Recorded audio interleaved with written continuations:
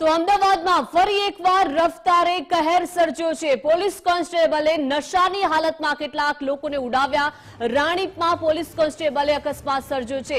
Madhupura police સ્ટેશનમાં આ constable ફરજ બજાવે છે। યુવરાજસિંહ વાઘેલા નામના કોન્સ્ટેબલે અકસ્માત સર્જ્યો છે। પૂર ઝડપે કાર હંકારતો હોવાનો સ્થાનિકોનો આક્ષેપ છે। પોલીસ કોન્સ્ટેબલ નશાની હાલતમાં હોવાનો પણ સ્થાનિક લોકો દાવો કરી રહ્યા છે। ઘટનામાં 3 થી 4 લોકો ઇજાગ્રસ્ત થયા છે, જ્યારે એક વ્યક્તિની હાલત ગંભીર છે। નંબર પ્લેટ વગરની કારને લઈને આ કોન્સ્ટેબલ ફરતો હતો। તો સંવાદદાતા અર્પિત લાઈવ જોડાઈ ગયા છે। અર્પિત, રાજ્યમાં નબીરાઓ બેફામ બન્યા છે, પરંતુ અહીંયા અમદાવાદની આ ઘટના સામે આવી છે કે જ્યાં પોલીસ કોન્સ્ટેબલે નશાની હાલતમાં અકસ્માત સર્જ્યો છે। રાત્રિ દરમિયાન અકસ્માતની ઘટના સામે આવી હતી, જેમાં રાણી પોલીસ સ્ટેશનની પાછળનો હિસ્સો છે સેન્ટ્રલ જેલ તરફથી આવતા આ યુવરાજસિંહ જોરાવરસિંહ વાઘેલા નામના કાર ચાલક છે કે જેઓ માધુપુરા પોલીસ સ્ટેશનમાં ફરજ બજાવે છે, તેમને આ અકસ્માત કર્યો હતો।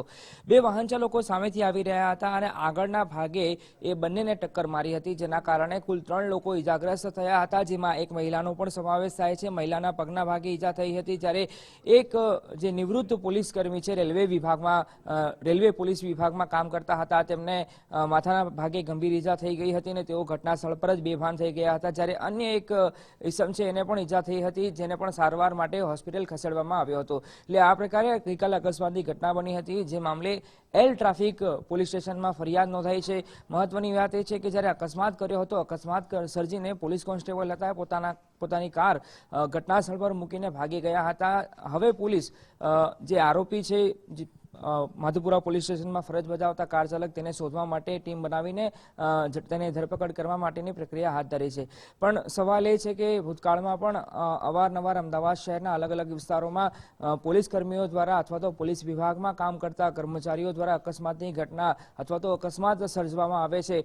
દાવો અને આરોપ એ પણ લગાવવામાં આવી રહ્યો છે, જે નજરે જોનારા હતા ગઈકાલે રાત્રે અકસ્માત દરમિયાન અથવા તો જે ભોગ બનનાર છે તેમના કહેવા પ્રમાણે અકસ્માત સર્જનાર જે પોલીસ કર્મી છે એમને નશો કરેલ હાલત હોવાનો પણ તેઓ દાવો કરી રહ્યા છે। હાલ પોલીસે આરોપીને પકડવા માટેની તજવીજ શરૂ કરી છે, કેમ કે આરોપી પકડાય ત્યારબાદ જ એનો બ્લડ સેમ્પલ લઈ એ ખ્યાલ આવશે ચોક્કસ કે શું ખરેખર એને નશો કરેલો હતો કે કેમ। પણ એક ગંભીર પ્રકારની ઘટના હાલ સામે આવી છે। 2 દિવસ પહેલા પણ બોપલ વિસ્તારમાં આ જ પ્રકારની ઘટના સામે આવી હતી, જો કે એ કિસ્સામાં પોતે એક અકસ્માત કરનાર જે શખ્સ હતો એ પોતાની જાતને પોલીસ અધિકારી તરીકે ઓળખાવી રહ્યો હતો, પરંતુ હકીકતમાં એ પોલીસ કર્મી અથવા તો પોલીસ અધિકારી હતો નહીં।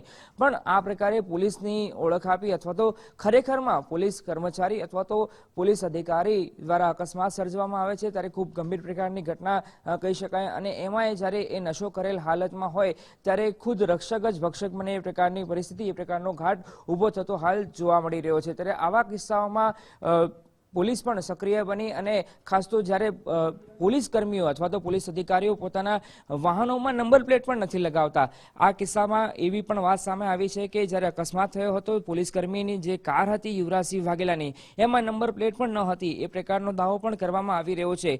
આ સિવાય પણ અવારનવાર જ્યારે અકસ્માત અથવા તો ઘણીવાર એ વાહન ચાલકો જોવા મળે છે કે જ્યારે પોતે પોલીસ વિભાગમાં અથવા તો પોલીસ કર્મી હોય, પોલીસ અધિકારી હોય, ત્યારે પોતાના વાહનમાં પોલીસ લખેલી પ્લેટ રાખતા હોય છે, અને જ્યારે અકસ્માતની ઘટના બને અથવા તો એવી ઘટના બને કે જેમાં પોતે ભરાઈ જવાની પરિસ્થિતિ ઊભી થાય અથવા તો પોતાની ઉપર કોઈ આફત અથવા તો સમસ્યા આવવાની પરિસ્થિતિ ઊભી થતી હોય છે, ત્યારે એ નંબર પ્લેટ હટાવી લેતા હોય છે। એટલે ઘણીવાર રોબ જમાવવા માટે પણ આ પ્રકારે પોલીસકર્મી અથવા તો પોલીસ અધિકારી પોતાના વાહનોમાં નંબર જે પોલીસની પ્લેટ હોય છે એ લગાવીને ફરતા હોય છે, પરંતુ જ્યારે અકસ્માત થતો હોય છે ત્યારે એ પ્લેટ હટાવી નાખતા હોય છે તાબડતોડ। અને આવા કિસ્સા પણ ભૂતકાળમાં સામે આવ્યા છે કે જ્યારે પોલીસ વાહન ચાલકો અથવા તો પોલીસ કર્મી હોય છે, પોલીસ અધિકારી હોય છે, ત્યારે અકસ્માત કરે છે ત્યારે એ નેમ પ્લેટ હોય છે એ હટાવી લેતા હોય છે। એટલે ખૂબ ગંભીર પ્રકારની ઘટના હાલ સામે આવી છે અને જે કાર ચાલક છે અકસ્માત સર્જ્યો હતો યુવરાજસિંહ જોરાવરસિંહ વાઘેલા, એમને પકડવા માટે પોલીસ હાલ કામે લાગી છે। જી બિલકુલ, આભાર અર્પિત વિગત સાથે જોડાયા તે બદલ।